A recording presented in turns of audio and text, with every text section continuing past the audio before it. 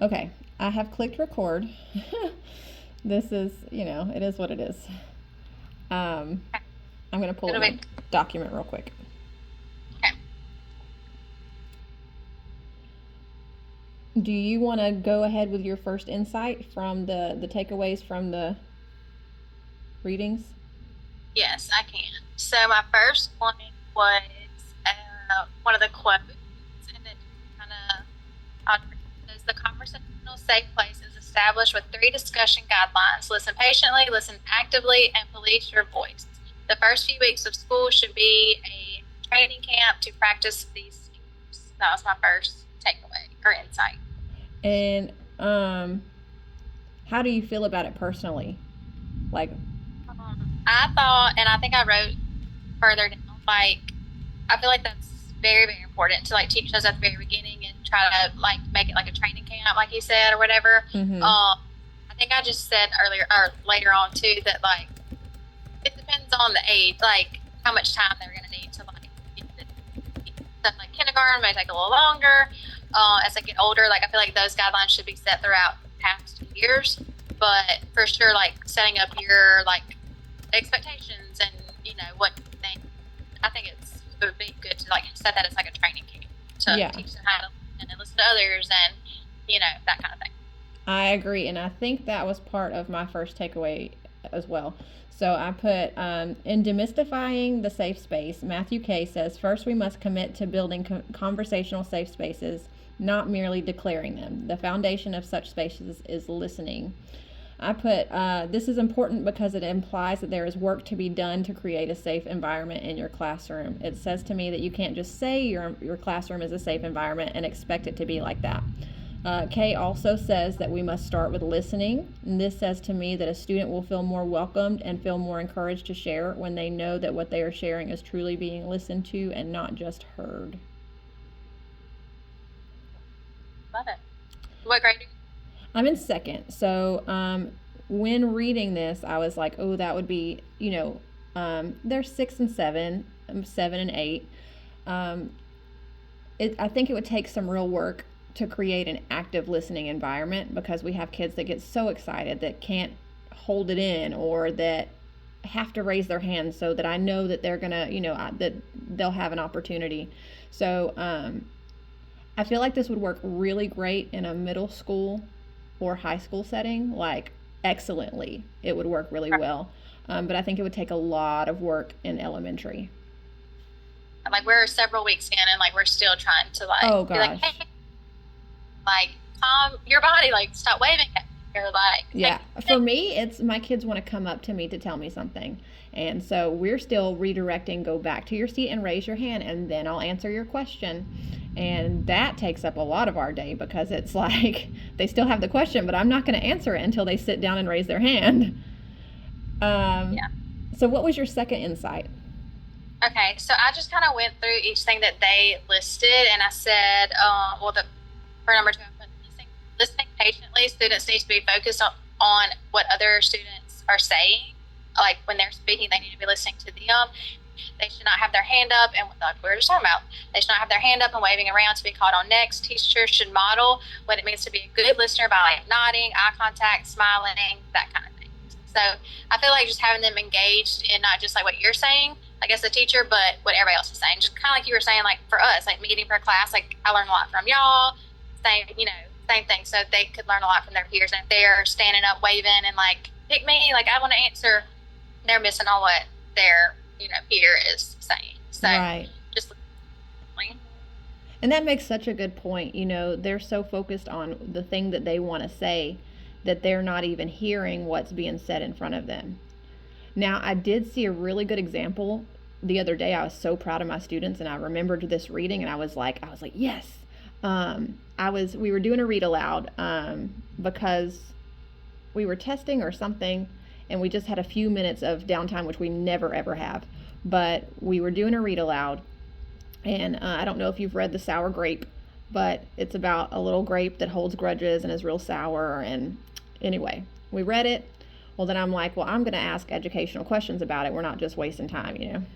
And I said, well, what do you think the moral of this story is? And one student says, not to get mad.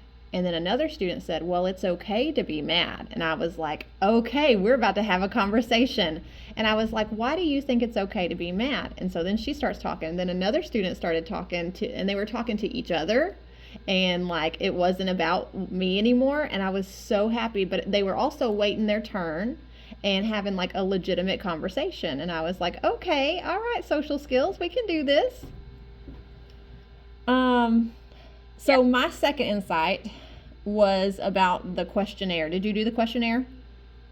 I did. Well, I've answered them, but I'm confused about what to do after. Yeah, I saved mine. I kind of went over it. I reflected on it, I guess, but what to do with it, I guess, is just to use those reflections. I'm not sure.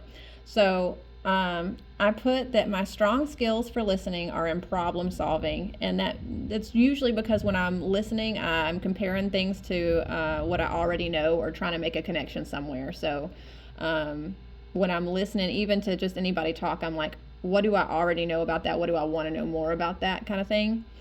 But I will say that listening to something, to any instruction or anything, is harder for me than reading or writing it. Like if I read it, I feel like I really retain it more. But if I just hear it, I may need to hear it a couple of times or like to really think about it and process it afterwards.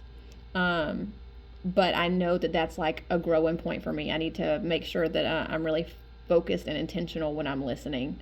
A lot of times I'll take notes just because that makes that connection for me, and I listen better if I'm writing. And then I said, keeping my focus and being intentional when I listen will help me effectively listen to learn versus just hearing the information and not internalizing it. I feel like sometimes reading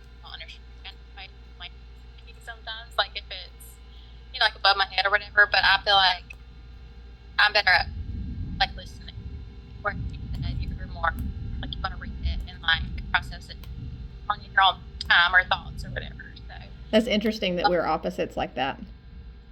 So to have a class full of 25, they're all yeah, they're different.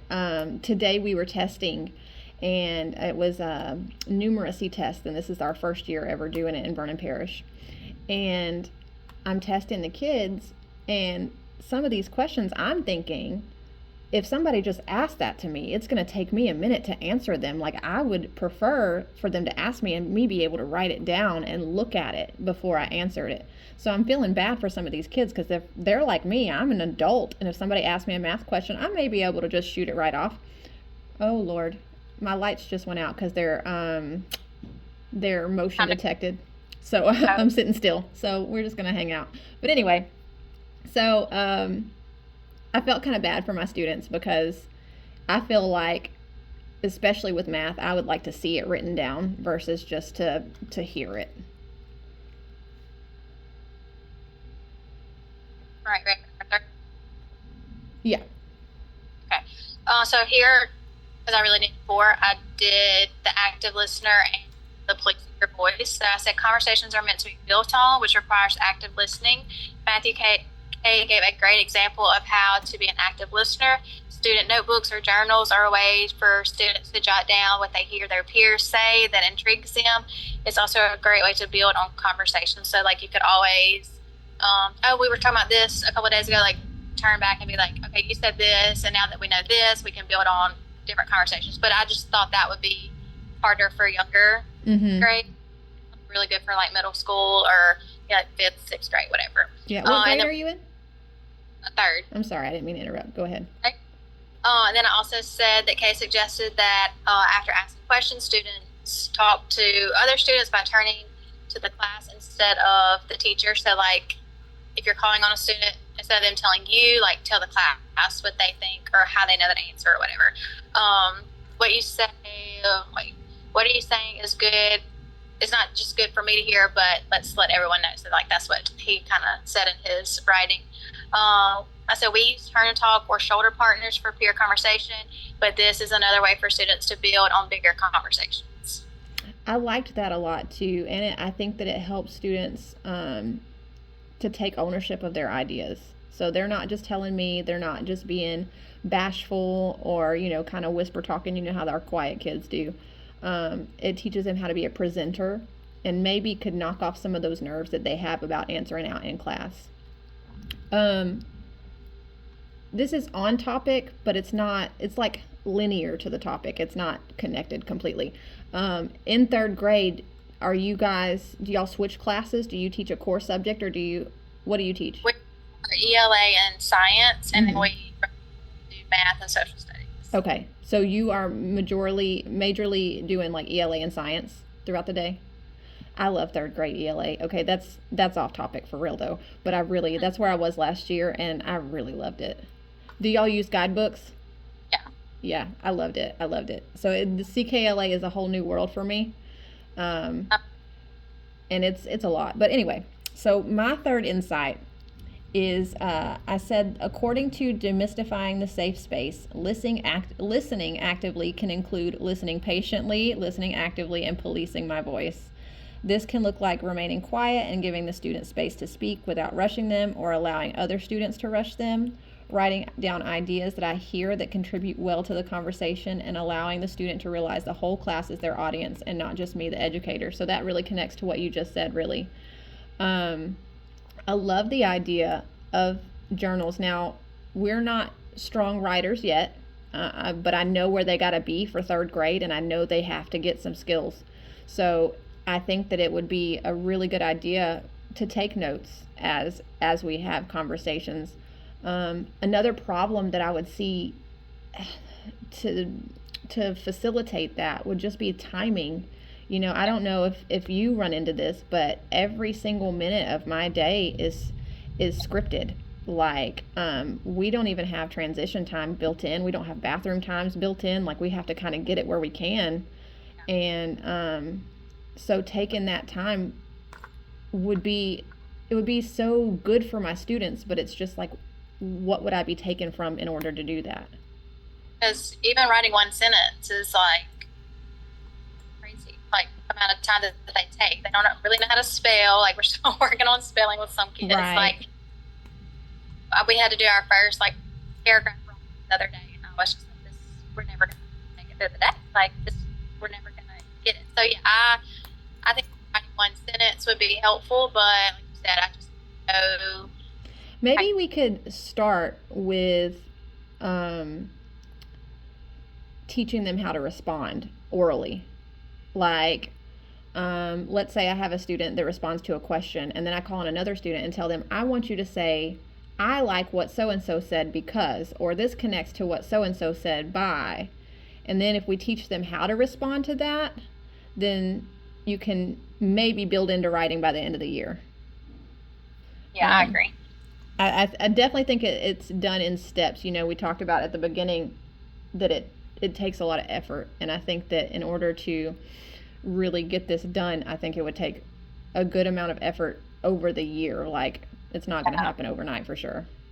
Be like an end of the year kind of goal. Yeah, but then once we're used to doing it, it'll get better and easier for us, because for us it'll be second nature just to lead that into our expectations. What did you put for your connection to your practice? Okay, so I said I would love to see this, like the whole, like listening, training, all the things, in the classroom. Depending on the age of students, it could take more time. However, being consistent and firm and will ultimately be the best way to ensure these skills. Some challenges that we may have to address is that all students are different and may need more time to work on their listening skills than others. It is important that we learn to treat others the way that we want to be treated, and that they understand how much they can learn from their peers. Love that. And I think it said it in this one, like about like whenever they see you interact with like another adult, like if an adult comes in your room and they're like, and you're listening to them, like they should see good listener, right. You just model that behavior. And even like when the kids are talking, like you're not just like doing something else, like you're feet are towards them, you're looking at them, you're focused on them and what they're saying. Right. And that's something that I'm really working with on my students, just because social skills are just as important. They have to know how to interact. And so a lot of times, if someone interrupts me while I'm talking to another student, or if someone's not paying attention to me, then I would, say, let's switch it around. How would you feel if I came up to you while you were talking to this friend and I just said, hey, hey, hey, hey, hey, and just talked right over you? You wouldn't feel very good about that. And so I'm trying to model how they should interact with their peers and with me. And hopefully that'll grow into how they respond in discussion times in the classroom. And then I have some, like, I find it to be a little problem because I have my kids sat in groups of 4. And sometimes I'll say, okay, turn and talk to your table. I don't make them pick a partner because some kids feel weird about that or whatever. Turn and talk to your table about whatever. And I set a timer and I'm like, go. And then some kids are like, I don't really want to talk to them. And I'm like, okay, that's my question for the next part 3. I have that question basically. Yeah, like how do we encourage our kids to have that discussion? And so I have one, and he'll say, well, nobody wants to be my partner, which is not true. He's a delightful child. But usually by that time, we're halfway through the time because he's walked up to me to tell me, well, nobody's really talking to me. And so then I'll be like, well, I'm your partner for now. Tell me what you want to say. But I can't do that for everybody. And honestly, he has really good discussion to contribute, and I would like to see him do that to his classmates so that they could think about it, My connection, I put an idea that I really love to implement in my classroom is encouraging other students to put their hands down when a student is called upon so they are giving the speaker their full attention and not rushing the speaker. I mentioned this already, but I put that I feel like this might be difficult in the classroom I'm in with second graders, but I would like to try it. Challenges I might face in the classroom are that young students are often so eager to speak they often blurt out or wave their hands trying to be called on. The expectation of keeping your hands down and actively listening would have to be presented very often. I feel like another challenge I might face with this topic is time. And what I mean by that is that there is only so much time allowed for each lesson, and I don't feel like the time allowed would give enough time for meaningful classroom conversations where many of the students could contribute.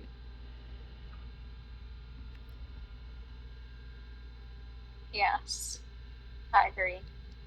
It's so whenever they, like, have their to chill. Hold on just a second. You cut out. Try say that one more time. Do that every time.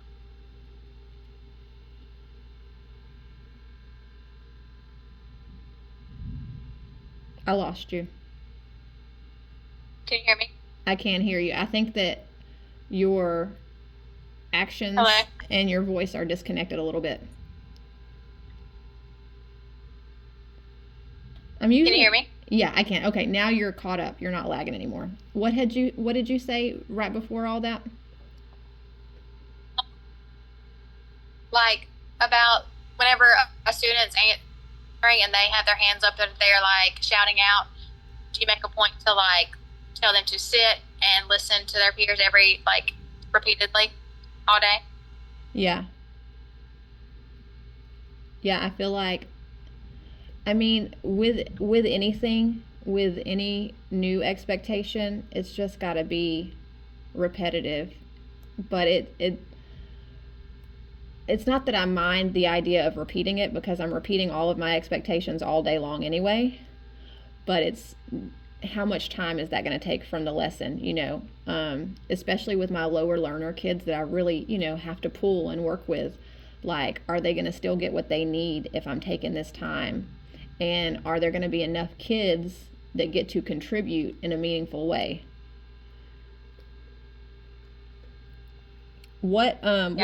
So you mentioned that one of your questions, sorry, I guess we're lagging, so we're talking over each other. All right, you want to read my questions? Yeah. So we basically already talked about these. It just says, like, during a turn and talk or other peer discussions, what is the best way to handle when students do not want to work or want to work independently and are not willing to work with a partner? So, like, we have this. We have, like you said, a table or pods of 4 or whatever, and we have shoulder partners and face partners. And there's been times where they're like, I'm just going to do it by myself, and you just work on, you just fill out the paper or whatever. Or, like, I don't want to be with a girl. I want to be with my buddy or whatever. and they just won't work with each other. So that was my question, like, what is the best way to handle, making them want to just say what they got to say and like listen to other people too. Right. And then I also said that I love the idea of peer notebooks. Would incorporate this into younger classes. So yeah. So I have a similar question, like, students that don't want to be as social, or I have one student who is very volatile. He's been suspended twice already. And so if he doesn't want to be social, I don't want to force him to be social because I don't know how he will handle that. And when he does his work, right, he works well by himself.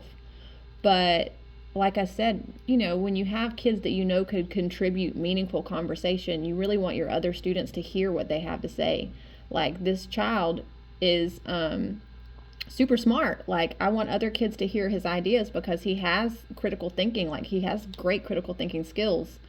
So my question was, and it pertains to the Matthew K. reading. So I'll just read it and then I'll explain it. I said, I don't understand how to help a student realize I'm fully on their team if they see me as an outsider because I am white. I understand that a student may feel as though I can't connect with them for some experiences because I cannot have those same experiences. But does this limit me from being influential and close to that student? I want my students to know that I care genuinely about them regardless of our differences in culture, race, religion, etc. I worry after reading this article that there will always be limitations that I can't change. So when I read the article, it talked about home talk, and it talked about how there are pressures of students with different cultures to talk to teachers of other cultures because that's more work just to have to try to explain where they're coming from because I could never understand that. And it kind of just broke my heart a little bit because I love all of my students genuinely and I want to be there for them in any way that I can. And so this just made me question, like, is there always going to be a gap between myself and a student of a different culture? Yeah, I get that. Yeah, and I don't want that. I just feel like, right, like, I feel like it has come such a long way, but it's like like, how do you make that, like, more, I don't know what the word I'm looking for is, but, basically, like make that go away, or like make that stereotype, or like whatever it is. I'm trying to think of the word, but feel that way, basically. Yeah, because like I know there are things that I will never be able to experience for a child of another culture. I have kids, like, I'm at a military school. There's kids of all different cultures in my classroom, and I know that I'll never be able to experience it for myself, but I want them to know that I care, and that though that it may not be a visceral emotion for me, I'm open to understanding that. And that's with small children, older children, whatever. I don't want there to be a limitation to me being able to be an influential adult in their life. I think that it would just be like having the conversations, like asking about different, instead of, not saying that you're doing this, but I'm just saying, like, you go to them instead of them coming to you. Like, make an effort to go and like ask them about different things, or that's like related to their culture. So sure. I mean, maybe that's a way to look at it, just so they know you're, wanting to know and like wanting to get to know that part of them or whatever. But sure, I appreciate that. I had another question, and it was really just, what is a good way to start to build a group of active listeners from a young age? Because we do deal with younger kids. But you've said a few really great things, talking about the expectations and just repeating that. And I'm definitely taking it in because, like, this seems like a lot, but it seems like it would be so good once it was flowing the way that it was supposed to. I feel like if you start it super early, like grade levels, but it's just like the same, like I said earlier, be consistent and like, this is how we are, this is how we treat our peers when they're speaking, and like, but I feel like it has to be done early and consistently. Then you can have some like fluidity like with it, and I feel like it thing's all about like being consistent. And I don't know. We've played so many like Ally Mark games. Like after I ring the bell or after the timer goes off, like you're silent, you know, or whatever. And like I feel like nothing works. I'm like I need something to like get everybody. I don't know. I like that. I'm literally on my neck right now. I have a doorbell. And so when the doorbell rings, they freeze and look at me. And so that could be a way to kind of guide the conversation like, hey, if the conversation isn't looking the way it's supposed to, I'm going to ring the doorbell and we're going to go right back to the beginning, you know. And again, it's just a lot of effort and a lot of time, and I wish I had more time in the day, you know. I really do. We'd have to literally just stretch the day out though, because there's no time. um, so I'm gonna, I guess, stop recording. Okay. We've got like 26 minutes. I think we did good.